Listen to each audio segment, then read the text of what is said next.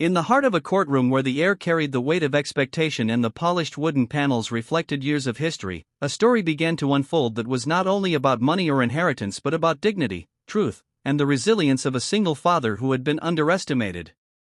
The man sat at the front, his beard streaked with the marks of struggle and determination, his eyes lowered toward the documents that represented more than just paper. They were the essence of his past sacrifices, the legacy of his late relative, and the foundation for his child's future. Behind him stood those who looked on, some with anticipation carved into their expressions, others with greed lurking behind polite smiles. The room itself seemed to breathe with tension, as if the walls had heard countless battles of justice and betrayal and now listened again to the silent war that was about to erupt. Every shuffle of feet and every suppressed cough echoed louder than usual, magnifying the suspense. The single father's presence was modest compared to the sharp suits and confident stances of others in the room. He was not a man of wealth or power but one of honesty and labor.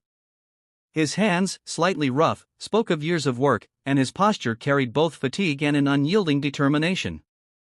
Across from him were people who once mocked him, people who believed his struggles were amusing and his worth insignificant. They had laughed at his condition, whispered about his inability to provide luxuries, and assumed he would fade into obscurity.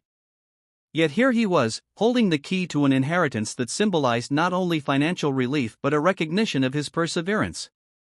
The weight of judgmental eyes did not break him, instead, it fueled the silent fire within.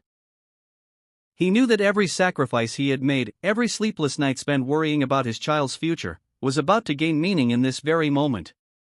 The CEO, a figure of authority and calculation, observed from a distance.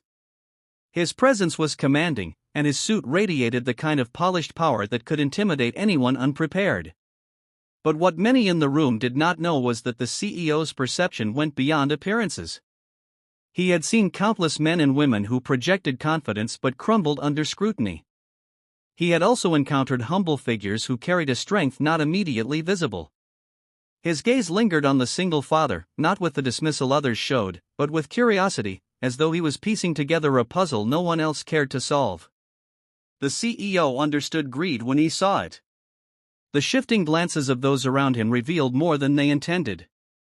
They were not here out of respect for legacy but out of hunger for possession. Their anticipation was not for justice but for gain. The CEO, seasoned by years of leadership, recognized that the man mocked by others might hold more value than the rest combined. The papers on the desk became the silent battleground.